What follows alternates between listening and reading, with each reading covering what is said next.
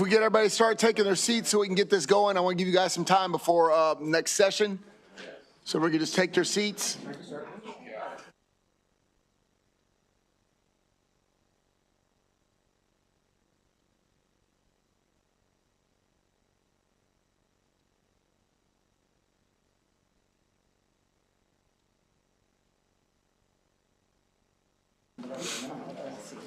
All right, colleagues, thank you. We're going to get started with this voting session. We have a voting list 15 in front of you. It's April 1st. Let's please start with the first bill, please. Senate Bill 49 establishes a regulatory framework to govern automatic renewals. There was an amendment sent to you in your packet that clarifies the manner of termination cannot unreasonably delay, hinder, or obstruct the consumer's ability to terminate the automatic renewal, and that an entity or its affiliate are not subject to the statute if it's regulated under the Maryland Service Contract.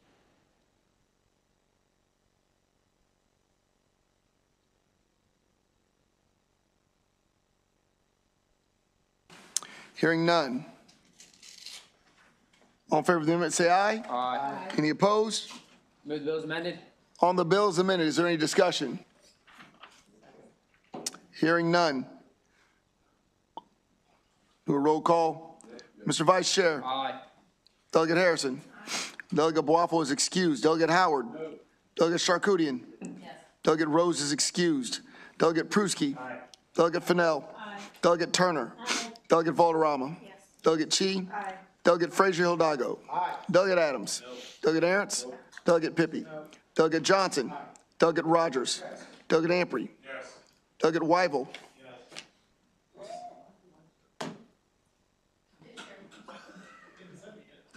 Sorry, shocked me for a minute. Delegate Fisher. Delegate Queen.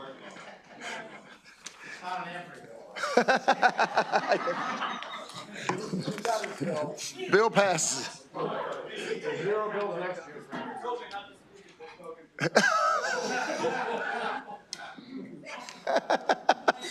Next bill, please. The next bill is Senate Bill 215.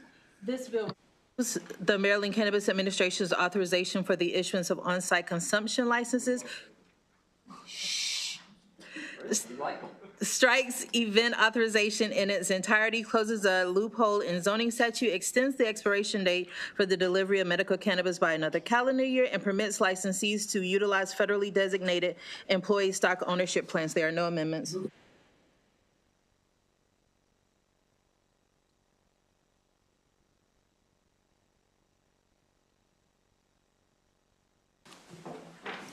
Well, this bill has been obviously heavily amended.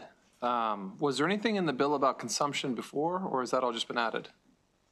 We originally, when we set this out, it wasn't like, great, it wasn't a great idea. I think there it is. Mr. Tilburg, again, it was his idea that we do a consumption bars at some point. I didn't think it was a great idea, but we did put in, what this bill does is it strips it from the second round, which was the only round that they were allowed to give consumption licenses. So the goal being, if they want to at some point in life figure out a way to do it that's safely, they can come back to the General Assembly and we can then issue consumption licenses.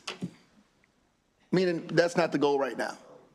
And okay, and it's this. It looks like you added it to where the consumption is only for social equity applicants too. It doesn't matter. It's not happening because the first round was, it's just not happening. Okay, I get. Thanks, Will. You're doing great, Will. Any other questions, guys? All right, a roll call. Okay. Mr. Vice Chair. Aye. Delegate Harrison. Delegate Boafo is excused. Delegate Howard. Delegate Charkoudian. Delegate Rose is excused. Delegate Pruski. Delegate Fennell. Delegate Turner. Delegate Valderrama. Delegate Chi. Delegate Frazier-Hidalgo. Delegate Adams. Delegate Arentz. Delegate Pippy. Delegate Johnson. Delegate Rogers. Delegate Ampry. Delegate Weibel. Delegate Fisher. Delegate Queen. Bill moves. Next bill, please. Senate Bill 219 increases the additional assessment that the Board of the Uninsured Employers Fund may direct the Workers' Compensation Commission to impose on certain workers' compensation award and settlements by 0.5%. The bill also requires Workers' Compensation Commission to designate a special monitor to assess the financial condition of the fund. No amendments. Move favorable. Motion is favorable. Any discussion? Another roll call? Mr. Vice Chair. Aye. Delegate Harrison. Delegate Boafo is excused. Delegate Howard. Delegate Charkoudian. Delegate Rose is excused. Delegate Pruski. Delegate Fennell. Delegate Turner. Delegate Valderrama. Delegate Chi. Delegate Frazier-Dago. Delegate Adams. Delegate Aaron's. Delegate Pippy. Delegate Johnson. Delegate Rogers. Delegate Amprey. Delegate Weibel. Delegate Fisher. Delegate Queen. Bill moves. Next bill, please. The next bill is Senate Bill 299. As this bill came in, it exempted a cannabis agent employed to provide security services for a cannabis licensee or a registrant as a security guard or by a security guard agency from the requirement to obtain a criminal history records check. There is an amendment in your package that excludes several entities from the definition of security guard and employer. Move the amendment. On the amendment, is there any discussion? Hearing none. Pippy? Yeah, I did. Adams, apologize. The amendment, does it put it, so there was some discussion about this bill during the hearing. Does the amendment put it in the posture that the Senate?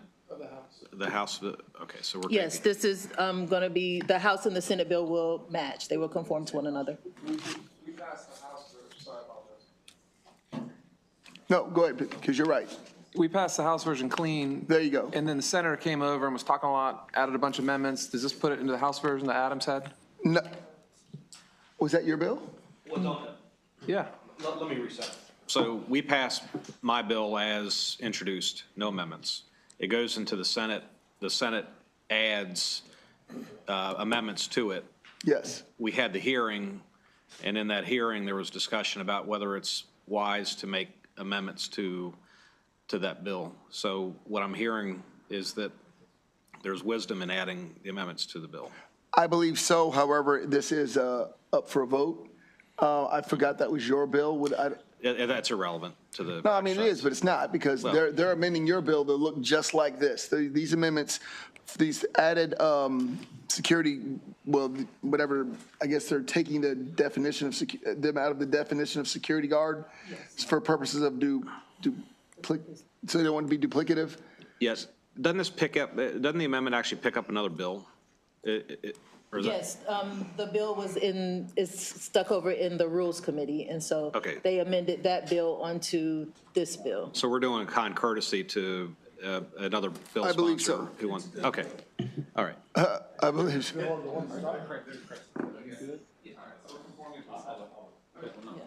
Okay, guys, Chris, but you're good. I want to make sure. Okay, any further questions? On the bill, it's as amended, right? Yeah. Yes. Bill's amended. Bill's amended. And do we need to do roll call?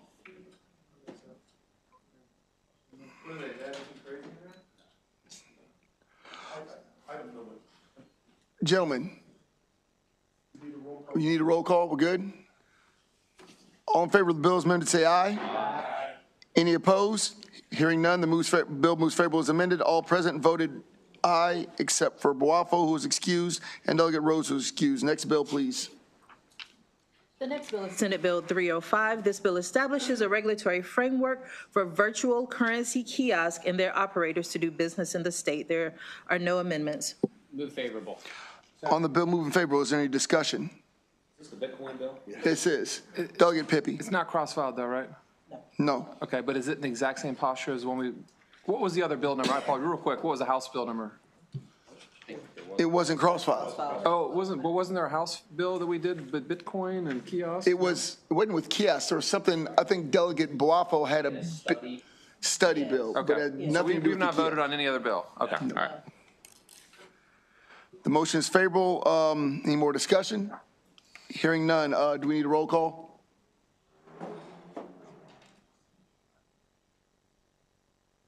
Can we get an explanation of what the bill does?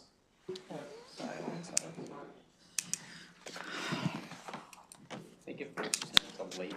But basically, the point of the bill, while she's pulling it up, is it forces them to label that they are not an ATM.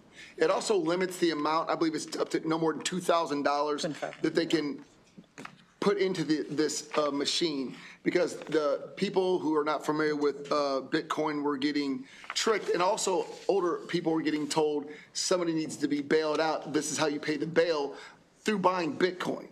So they wanted to make sure it could be differentiated from an ATM machine, including the screens when things come up, notices that it's not an ATM. So it creates a licensing Yes, regulatory. it does. Yes. Registration. Yes. Thank you, okay. Mark? So the White House is already doing this with David Sachs. He's probably like the premier person, and none of the folks testifying, some of them didn't even know who he was, and others were like, no, we haven't looked at that for guidance at all. And I'm just wondering, like, as someone who does own Bitcoin kiosk? crypto, just say crypto, it makes absolutely no sense why someone would buy this from a kiosk. And I think that it's super sketchy.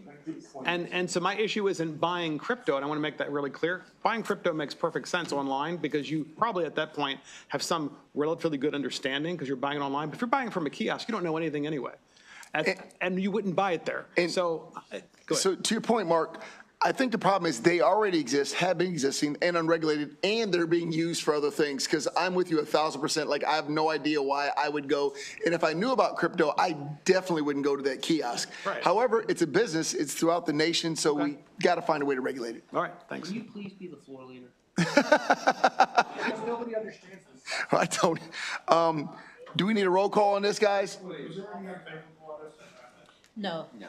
Nobody's pushing back. Do you guys want a roll call? Yeah, I guess. Mr. Vice Chair. Aye. Delegate Harrison on the favorable. Delegate Waffle is excused. Delegate Howard. Yes. Delegate Charkoudian.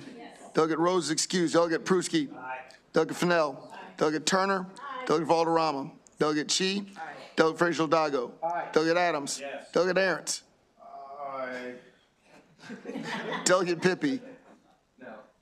Delegate Johnson. Adams, are you a yes? Aye, yes. Okay. Delegate Johnson. Delegate Rogers. Okay. Delegate Amprey. Delegate Weibel. Delegate Fisher. And Delegate Queen. So Fisher is a no? Fisher is a no, and Delegate Pippi is a no, correct? Correct. Okay, bill moves. Thank you guys very much. Next bill, please. Senate Bill 689 creates a right to assume a mortgage in the event of a divorce. There is an amendment in your packet. The Senate stripped out the retroactivity portion of the bill. However, the amendment in your packet brings that in, but it brings it in with additional language that clarifies that it only applies to divorces that happen after the effective date. Move favor, or move the amendment. On the amendment, any discussion? Briefly, I did go up and speak to Pam, which is why we put clarifying language, because they were worried at the very similar concern I think that Jesse had, that somehow people could go back and relitigate a divorce from 7 years ago once this bill's passed if we made it retroactive. The goal was to never make the divorce language retroactive. It's the loan language. That basically, if you took out a loan 30 years ago and you get divorced after the passage of this bill, that will apply, because the concern was otherwise it will only apply to divorces going forward and people who get a mortgage going forward. We want it to apply to people that are getting divorced 10 years ago, who bought property 10 years ago, but get divorced after this bill is signed into law. We're amending the Senate's amendment? Yes, because the Senate stripped the retroactivity because they were confused, and they thought much like the situation that you asked. Very much. No, but because it was never the intent. You can't relitigate a divorce anyway, but it was never the intent to even open that up. So we put this on merely for clarification because it wouldn't hurt. Delegate Aaron's. Yeah, did we ever figure out what we do with the secondary market, how this would work in that area? when you sell that mortgage, did we ever get anything from banks on that? When a bank sells a mortgage, it's somebody else owns that mortgage now. It might be out of state. I believe, we didn't get anything on, but I believe it would apply the same way. If you can qualify, because the key is, if you qualify for that loan through whoever bank, whoever owns it, and you qualify, then you get the same rates. But we don't control those banks. Okay. I don't disagree. It's as good as we could do. It doesn't. They're going to conform, we're both putting the same amendment on this bill to make, they will look exactly alike when the Senate's done with it. There should be no need because they'll look exactly alike. Yeah. Okay. Motion is favorable as amended. Mr. Vice Chair. Aye. Delegate Harrison. Delegate Boafo is excused. Delegate Howard. I appreciate the sponsored amendments on the bill. I think that was one of the concerns, that it was, retrospective amendments. So based on that information from the conversations that I've had with them, Got him. We're gonna get Weigel too, I think. Delegate Charkoudian. Delegate Rose excused. Delegate Pruski. Delegate Fennell. Delegate Turner. Delegate Valderrama. Delegate Chi. Delegate Frazier Dago. Delegate Adams. Delegate Aaron's. No. Delegate Pippy. Delegate Johnson. Delegate Rogers. Delegate Ampry. Yes. Come on, Delegate Weibel. Delegate Fisher.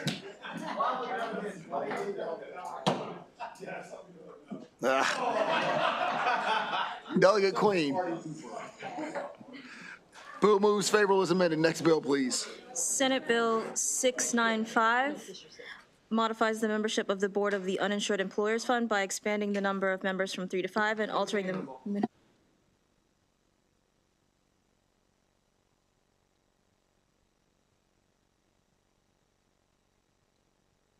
So the bill increases the number of members for the board of the UEF, but from 3 to 5, and changes the qualifications. It requires, I think it's 2 members to be from property and casualty insurance, 1 member from, that has substantial experience in the field of accounting or finance, and 1 policyholder, and 1 representing the general public.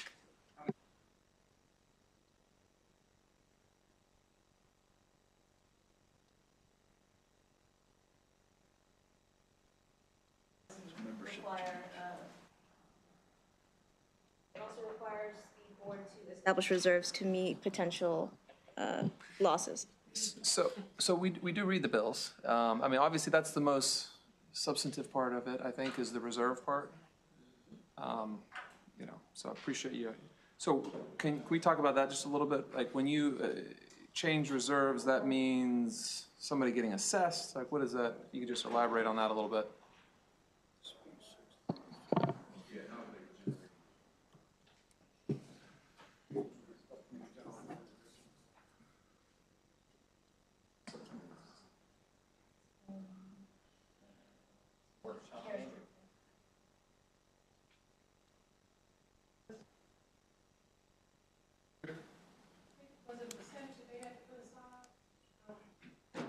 I can't remember.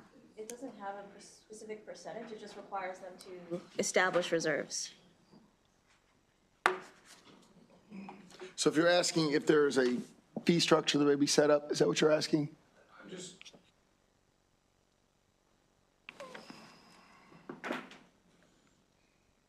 Like the changing the board membership, that's fine. I don't have any thoughts one way or the other on that. But the reserve, is there something substantive there where somebody's having to pay more, assess more? Is there an assessment against somebody? Reserves means money. Where does that money come from? This bill is in combination with Senate Bill 219, where it has the additional assessment of 0.5%. So they're like a package. Remember we discussed this before, it was going to be an entire point, and then we moved it to half a point of assessment. It's a prior bill you've already heard, we've already voted out, the House, was it crossfire, right? There's a House bill, yeah, there's a House Bill 193. Right, so- Also, this bill that we just did, Senate Bill 219. Right, and what this is going to do is that they're going to take that money from that assessment, that 0.5 extra. Okay, so this bill doesn't actually have its own standalone assessment. It's just, No. No, it doesn't. Okay, You voted against the House. If that- yeah, Yeah. that was party line. Steve? I'm just concerned because it does. I was concerned more about the board because it's talking about the board. There's one testimony about the board and its ties to the insurance industry. That's something I just skimmed over, and that would concern me. It's kind of hard to leave the chickens in charge of the hen house when it comes to setting these things. Well, the chickens, they like each other. They all work together. Are we talking about the roosters? No, chickens. Chickens, guys. I don't want to leave a group of people that are in that business in charge of setting the rates, that's all. That's where I'm coming from. Well, no, the foxes aren't. I think the board, in the testimony, it starts talking about the majority of the board members would now have ties to the insurance industry. If you're going to let board members run their own thing like that without a check, I don't agree. What? No, just, Am I wrong or right in no, assuming? I see, no, I understand your point, your concern. Aren't they already? Yes, please. I think that you're talking about the increase of so there will be 2 members from the insurance industry because they are the ones who, because they have that experience, but they're only 2 members, so, and it's an odd number, so they won't be necessarily in charge, but they would be able to provide input and experience and background on all of these matters. And so that's the 2 members. Remember, you have 1 person who would be accounting and finance, member from the general public, and then a policy holder. So basically, that's a business owner that has to pay into workman's comp. The only, like I said, the thing I copied was I'm reading something that says, including a labor, it says, but it went from 3 members to including a labor representative and change of board dominated by persons with ties to the insurance industry. There's nobody else. But there's only 2 though. Who else would it be? There's 5 people on the board, right? Yeah. And only 2 of them are insurance. 3 members represent management, labor, and a general public. Yeah. I don't know where the domination part is. I see your issue with, 2, but it's not a domination. They're not dominating the board. Okay. It's just something I get saw, it. it bothers me. No. You good with? I'm asking is because there is no longer a member from labor? Is it, Because that's the change, that's the change in the makeup of the board. The change in the makeup of the board based on this bill is to have 2 members from property and casualty, 1 member from the general public, 1 person who's experienced in accounting and finance, and I'm reading it as a business owner, so they're a policy holder of a workman's comp insurance. So Chris could be a member, as Delegate Adams, as a business owner, because he has to have workman's comp insurance, he could be a member of the board.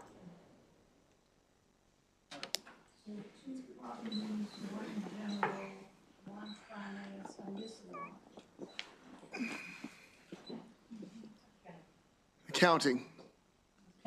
Yes, someone with counting experience is the 5th one. Any other questions? It's my final. Go ahead, Jay. Final question. Jesse. So the 219, SB 219 talks about assessments, increasing the percentages, and I saw that. This bill talks about the change of before the board may establish reserves. This one says the board shall or must establish reserves. So my question is, can those reserves come from some other place other than SB 219? So is that like in addition to SB 219, which also increases assessments on folks? So, yeah, it's a combination. The UEF gets funding from assessments, but it also gets it from employers who are uninsured. Yeah, so I mean, that's a substantive change. Okay, thank you. Okay. How the board members selected? I think this is something where they apply for the board interview. Usually, these are the governor appoints them, right? Usually they're like under the governor's appointment secretary, they're interviewed and appointed. Yeah. Any more discussion? Do a roll call. Mr. Vice Chair. Aye. Delegate Harrison. Doug Waffle is excused. Delegate Howard. Delegate Charkoudian. Delegate Rose is excused. Delegate Pruski. Delegate Fennell. Delegate Turner. Delegate Valderrama. Delegate Chi. Delegate Frazier-Odago. Delegate Adams. Delegate Aaron's. Delegate Pippy. Delegate Johnson. Delegate Rogers. Delegate Ampry. Delegate Weigel. Delegate Fisher. Delegate Queen. Bill moves. Next bill, please. Bill 830 expands the list of entities authorized to receive information related to certain workers' compensation claims to include the uninsured employers fund and the subsequent injury fund. No amendment. Move favorable. Bill is favorable. Any discussion on the bill? No crossfire. What was the vote in the Senate? I'm sorry, I just. You're fine. Yeah, right.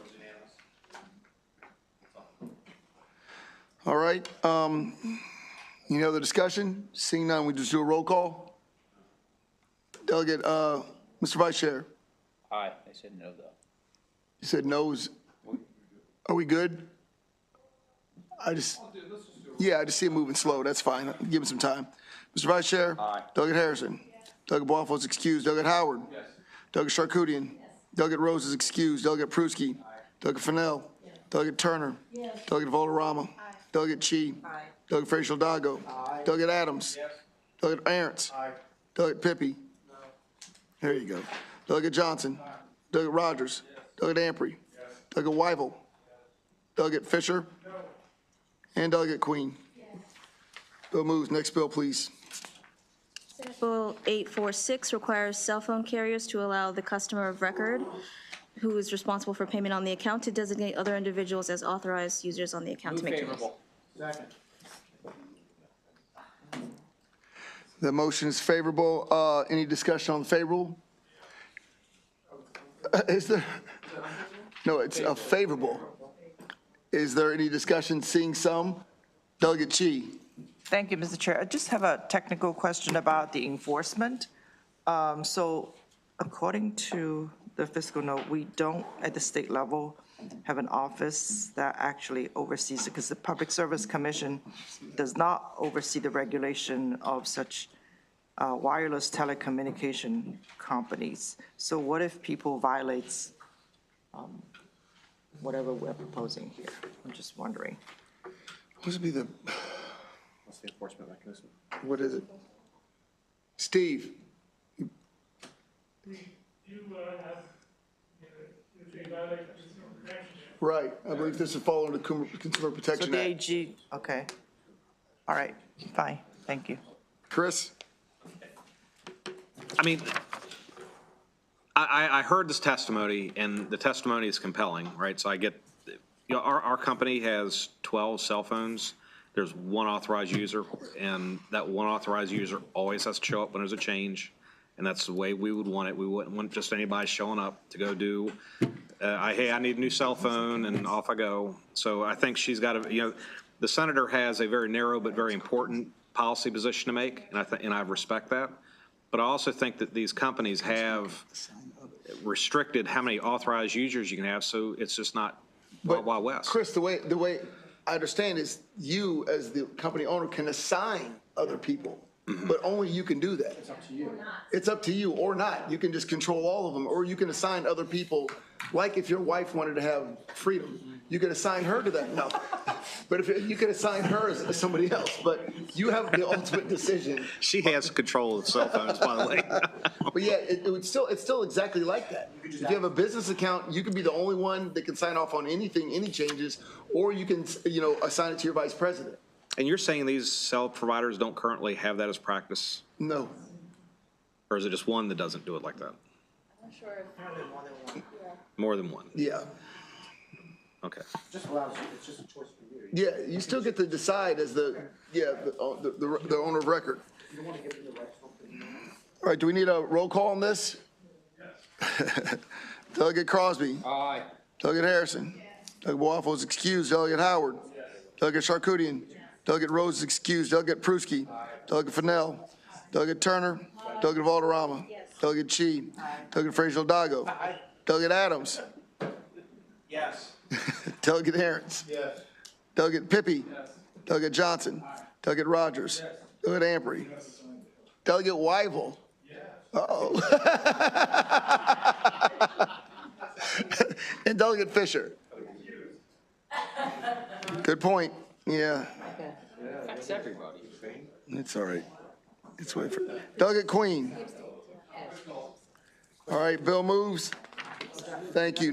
Last bill, please. Last bill is Senate Bill 1026, which limits the applicability of consumer credit provisions of the financial institutions article. There are amendments in your package that define trust and passive trust and exempts passive trust from the Maryland mortgage lender law. Move the amendments. On the amendments, is there any discussion? On the amendments? All in favor, say aye. Aye. Any opposed? Hearing none. Move the bills amended. On the bills amended, is there any discussion? Seeing Chris. Where is the commissioner on this bill with the amendments and? Yes. Yeah, he's good. Okay. This is the trust bill, right? Yes. Okay, all right. Yes, this I've been getting calls on this bill. was a zombie mortgage bill. All right, because I voted against the bill and so the commissioner's for the bill. Yes. So we're backing a policy is it being advocated by the Office of? They're the ones that drafted the bill. They drafted the bill, okay, Yep. all right, Along with industry. okay. And who's opposed to it again? Well, that turns out to be. So I'm not sure who's opposed with the amendments, if anyone is opposed. All right. I mean, this just happened to be one of those bills. I got a lot of calls. I get no calls from people normally on my voting record. I got calls on this one. Wow. So. Interesting. Yeah. Okay. So the point, so we're saying that the commissioner wants this because the courts ordered it and he was compelled to. I think the way,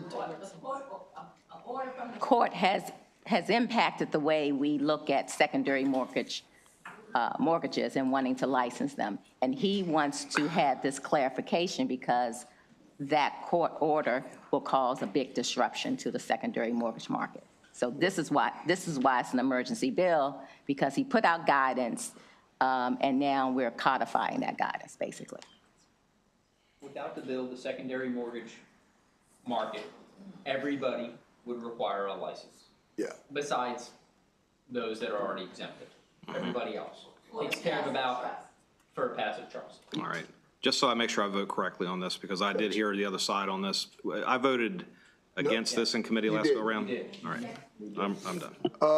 Delegate Aaron's? Yeah, just briefly, I think there's the banks and stuff are all good with this bill currently, am I right?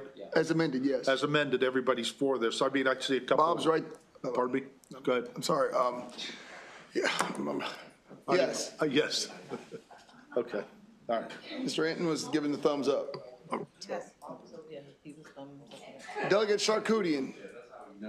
Yeah, thank you, Mr. Chair. I think I actually had a clarifying question. I think that, as I understand it, we have resolved the main issue that the lawsuit caused and needed resolution. We created a loophole. The amendments address part of the loophole, but maybe not the whole loophole. So there is still some opposition because it doesn't address the full loop, the entire loophole. And is it possible for someone to explain the two loopholes, the one that's fixed and the one that's not? Brian. Delegate Queen. So just so that before you go and explain the loophole, let me talk about what the loophole is talking about. Because, okay, we're talking about the secondary mortgage market. People understand what that is, or do I need to explain that? Because I used to work for Fannie Mae, so I kind of know what that does. They're the biggest player in the secondary mortgage market. Yep. Basically, what they do is you get a loan from a bank, and so that the banks can free up their money so that they can make more mortgages, they buy those loans and they bundle them. And those bundles become sold on the stock market, okay? So the issue with the court order is saying that every one of those bundles needs to be licensed individually. Okay, that's problematic, okay? The advocates are concerned about foreclosures because, you know, I buy a bundle of mortgages, somebody could foreclose. Fannie Mae understands that, and that's why they bundled it. They take precautions to look at that. They trade them in and out so that your investment is still working. There's a small group of people, like with anything, that go and buy specifically foreclosed mortgages and try to bundle those. That's just the market. People are going to take advantage of those sorts of things, okay? And so there are some issues with that. We do have some protections, but you can't protect that 100%. But because that is an issue, you know, there is some ways that we can look at addressing that. Just want to give you some facts on foreclosures in Maryland, because I got the data from folks who work with this every day. The foreclosure rate in Maryland is 0.19%. 0.19% of mortgages in Maryland go into foreclosure. The number of zombie mortgages came about during the housing crisis when people's houses, you know, prices went up. They took out home equity loans. Basically, the housing market dropped, and they still owed that money, right? Some of them thought that they were, you know, paid off when, you know, when they finished paying their first mortgage, because your second mortgage is like a home equity loan. That was not the case. Now, some of the folks came back later to collect on that. That's why it's called a zombie mortgage. We thought the mortgage was dead. Somebody came back to collect. All right, so that's another issue. We have guidance on that, making sure that people are informed and you can't come back and collect after a certain number of years. That is also a protection. The number of zombie mortgages in Maryland as of the first quarter of 2025 are 65 loans. 65 loans. In 2024, we had mortgages of 68,970 mortgages. That's how many mortgages we have. 65 are zombie mortgages. We are talking about a fraction of mortgages that we're trying to fix, right? We fixed 99-point-some% with this bill. And you want to change something to correct 0.5%? That's kind of unreasonable. We have a market that works, and what we do, what Fannie Mae did and other places do with secondary mortgages, helps people, helps banks to loan money to communities, and we need this bill for that. Thank you. So I think my follow-up question, I appreciate I appreciate the explanation, and I do agree with the broader goal of the bill. I think the question I would ask is, like, if one of our constituents were one of those 65, like, is there if this regulation isn't the way that gets regulated, right? Is there a path that we could direct people to? It's a genuine question. Like, is there? I'm not arguing for. Earlier bill that was heard in ENT that was specifically dealing with zombie mortgages, that would be the bill that you would go make sure that you corrected those 65 mortgages that are still remaining. And did we pass that bill? That bill is passed. Okay. That bill passed out of the floor. I don't know where it is now. Is it dying over in the Senate? I don't know what it's doing in the Senate, but it passed out of the House. We did what we could. We passed it out of the House. Okay. That's how those mortgages will be addressed. The ET's bill. All right. Thank you. Thank you. Seeing no further questions, Mr. Vice Chair, on the favorable as amended. Wait, no, apologize. I think. Did we take the Move amendments? favorable as amended. Any questions? Hearing no more questions. Mr. Vice Chair. Aye. Doggett Harrison. Yep. Doggett Boafo is excused. Doggett Howard. Yes. Doggett Charkoudian. Yes. Doggett Rose is excused. Doggett Pruski. Aye. Doggett Fennell. Doggett Turner. Aye. Doggett Valderrama. Yes. Doggett Chi. Aye. Doggett Frazier-Dago. Aye. Doggett Adams. Constituent calls work. Doggett Arentz. Aye. Doggett Pippy. No. Doggett Johnson. Aye. Doggett Rogers. Yes. Doggett Ampry. Yes. Doggett Weibel. Delegate Fisher. Bill Democrat. Delegate Queen. All right, bill passes. Concurrence. Delegate Fisher said no for now, Okay. but that means no forever. And we have a concurrence. Yeah, hold on. Hold on, we have one concurrence.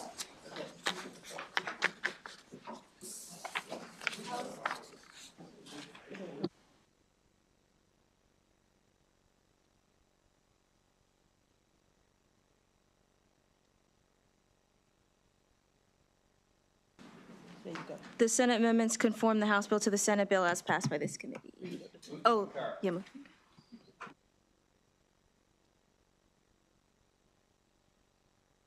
Any opposed? Motion passes. Concur. All right. Colleagues, please pay attention because these bills that we just voted on will be hitting the floor.